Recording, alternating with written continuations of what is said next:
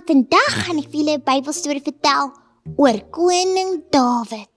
Maar wie, het julle geweet, voor koning Dawid 'n koning was hy 'n skaapherder gewees. Hy het skape opgepas en hy het leeu's beklei, hy het beere beklei, hy het wonderlike goeders gedoen. So hier is sy storie. Lang gelede, in 'n klein dorpie met die genaam Bethlehem, was daar 'n man wat, hoeveel seuns het hy nou nog gehad? Ek kan nog glad nie onthou nie. Anyways, dis die punt van die storie nie. Hy het klomp seuns gehad. Toe kom die profeet Samuel, want die Here het vir hom gewys, dis tyd dat daar 'n nuwe koning oor Israel ingestel word.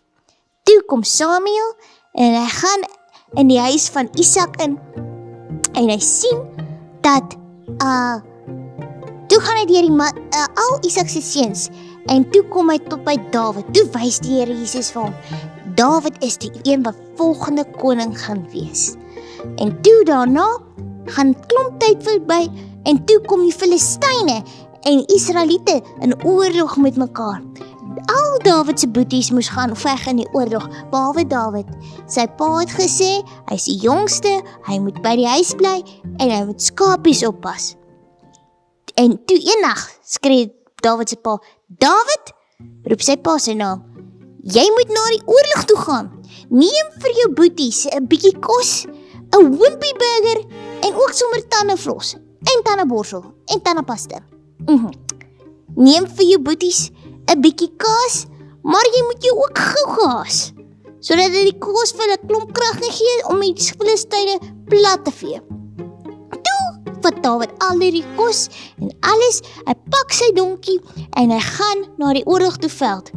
Toe kom Dawid by die oorlog aan, maar hy was dus nie heeltemal stom geslaan, want 'n groot ou reus Goliat het 'n hele Israel aangevat.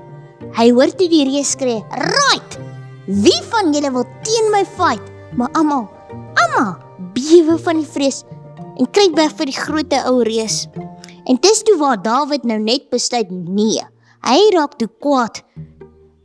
En hy het met ou Goliat gaan staan en praat en sê, jy beledig God se naam, jy wat dan met jou ou boekpen staan. My God is baie groter as jy, en as hy jou in die hande kry, sal jy dit beslis berou, en ek self is ook lus vir jou. Toe Dawid dit alles vertel het, hy 5 klippies opgetel. Hy tref vir Goliat met die een, en hy val neer in die aarde dreun. En so het Dawid die reus Goliat verslaan. Israel was weer toe baas oor die land, die Here is mos altyd aan jou kant.